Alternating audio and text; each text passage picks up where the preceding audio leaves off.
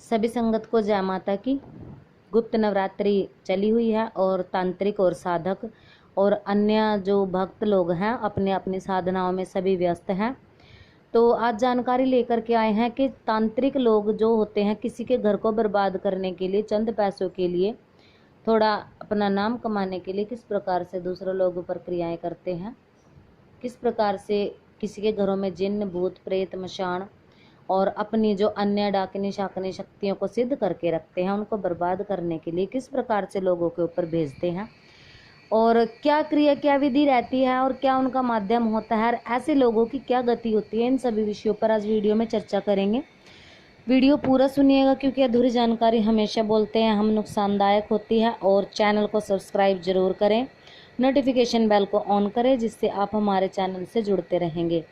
देखिए विधि क्या होती है कि जो तांत्रिक लोग होते हैं वो एक या दो प्रेतों को सिद्ध करके रखते हैं, जो शमशान सिद्धियां करते हैं, जो शमशानों में भोग प्रसाद वगैरह देते हैं, वो भूत प्रेत जिन आदि की सिद्धियां उनके पास होती हैं।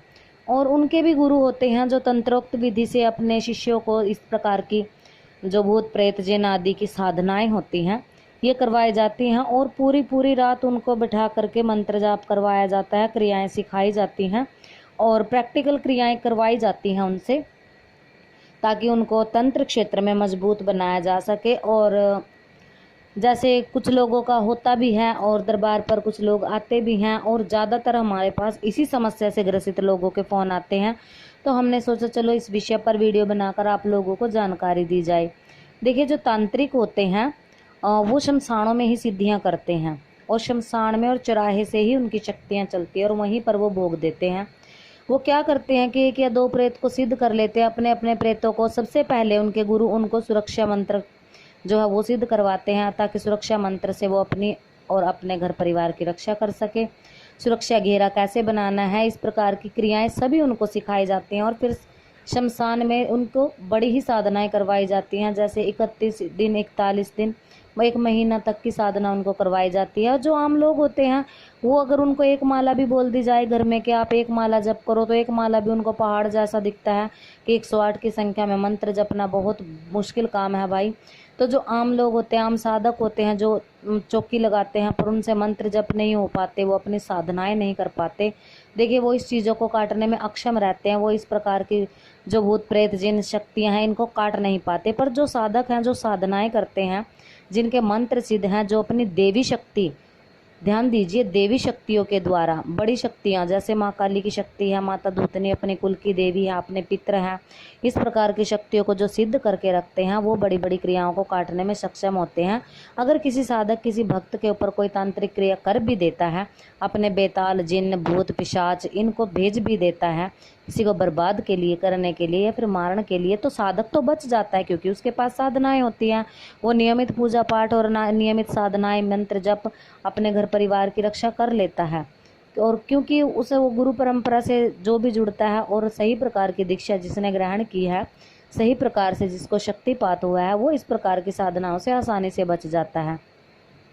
तो तांत्रिक लोग क्या करते हैं, शमशानों में इस प्रकार की सिद्धियां कर लेते हैं। भूत प्रेत बेताल, अब वो बेताल और जिन्न इनको भेज देते हैं। किसी भी व्यक्ति का घर, नाम, पता, एड्रेस उनके पास होना चाहिए। अगर बर्बाद करने के लिए इन चीज़ों को भेजा गया है तो ये पूरी तरह से इंसान को बर्बाद कर देती हैं। और अगर मारण के लिए इनको भेजा गया है तो इसमें समय रख के भेजा जाता है। अगर पूर्णिमा से अमावस्या तक का समय है तो 15 दिन के अंदर या तो इनको गले में बिठाया जाता है, किसी के गले में इन्फेक्शन होता है, गले की बीमारी होती है, या इनको ये पेट में बिठाया जाता है या फिर सीने में, इस प्रकार से। और किसी किसी को तो दृष्टि जो होती है उसमें बिठा दिया जाता है, अंधा तक बना दिया जाता है लोगों को। किसी को पैरालाइज, लकवा लग जाता है, ज़िंदगी ख़राब कर देते हैं ये भूत प्रेत पिशाच उनकी। पर अगर सही समय पर सही इलाज ना हो, किसी सही चौकी पर सही भगत के द्वारा, सही क्रिया के द्वारा, सही हवन विधि के द्वारा अगर इलाज ना करवाया जाए तो ये पूर्णतः इंसान को बर्बाद करके उन्हें खोखला करके मिट्टी में मिला देते हैं। क्योंकि ये वचनबद्ध होके चलते हैं, बाकायदा इनके वचनों को काटने के लिए अगर आप किसी भी चौकी पर गए हो तो उस साधक के पास बड़ी शक्ति का होना आवश्यक है, क्योंकि बड़ी शक्ति के द्वारा ही बेताल जिन और भूत पिशाच को काटा जाता है।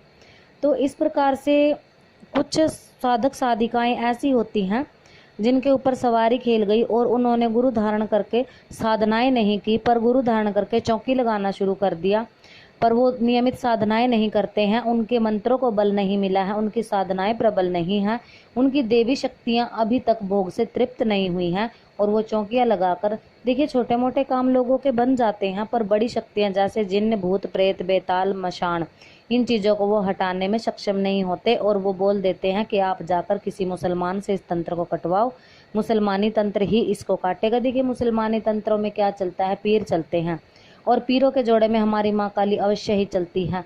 मुसलमानी तंत्र भी माँ काली, जो मुसलमान होते हैं वो भी माँ काली को ही चलाते हैं, तंत्रोक्त विधि से पीरों को चलाते हैं, इससे ज़्यादा उनके पास कोई कलाम नहीं होती। और हिंदू धर्म के जो लोग होते हैं, जो तांत्रिक होते हैं, भगत होते हैं, वो क्या करते हैं कि चलते पानी में जो हाजिरियाँ दिलवाते हैं वो किसके नाम की होती हैं, वो ख्वाजा पीर के नाम की होती है, ख्वाजा गरीब नवाज, जिनकी वजह से सभी हिंदू देवी देवताओं और मुस्लिम देवी देवताओं को जल पानी मिलता है, जिनकी वजह से सभी देवी देवता तृप्त होते हैं। तो अगर क्या करते हैं तांत्रिक लोग कि एक भोग चौराहे में दे दो, एक भोग शमशान में दे दो, एक भोग चलते पानी में दे दो। अब ये तुक्का मारा जाता है, यहाँ पे हम इसको तुक्का ही बोलेंगे कि जो शक्ति जहाँ की होगी वहीं पर भोग लेकर के शांत हो जाएगी। अगर शमशान की शक्ति है तो शमशानों में शांत हो जाएगी, भूत प्रेत जिन बेताल है, और अगर चौराहे की है तो चौराहे में शांत हो जाएगी। और अन्य कोई शक्ति है जिसका हमें नहीं पता तो जल प्रवाह कर दिया जाता है कि बहते पानी में भैया अपना भोग ले लो और इनके घर से दूर हो जाओ। पर जो विधि और क्रिया करके किसी तांत्रिक ने उनको मंत्रों से और उनको भेंट देकर, बलि दे करके भेजा, तो ऐसी शक्तियाँ छोटी मोटी किसी क्रिया से या किसी हाजिरी से नहीं उतरेंगी। उनके लिए स्पेशल क्रिया लगती है, उनके लिए स्पेशल हवन होते हैं, और 10 महाविद्याओं का और 9 माताओं का हवन करके ही महाविद्याओं के द्वारा इस प्रकार की शक्तियों को काटा जाता है।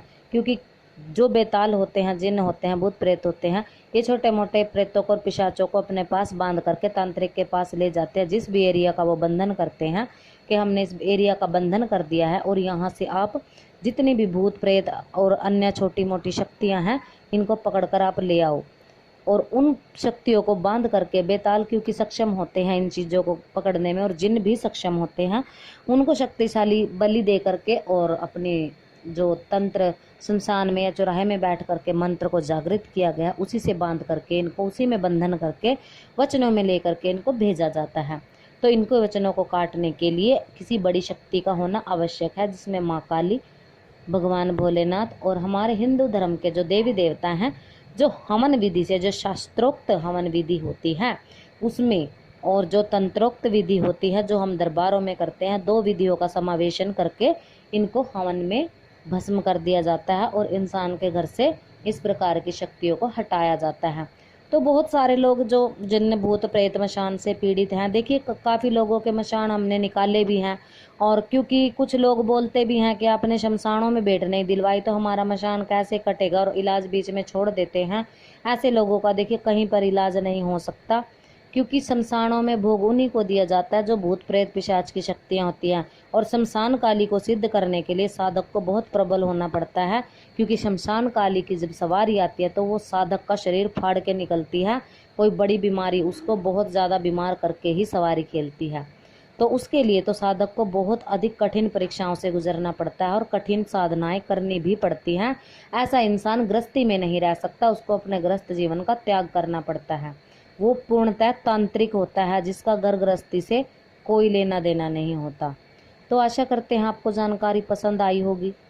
मिलते हैं किसी नई जानकारी के साथ, तब तक के लिए सभी को जय माता की। खुश रहिए, मंगल रहिए, और माता रानी आप सभी के अंधन के भंडार भरती रही, आप सब पर खुशियाँ कर बरसाती रहे। ऐसी मनोकामना हम सभी के लिए करते हैं। तो सभी को जय माता की।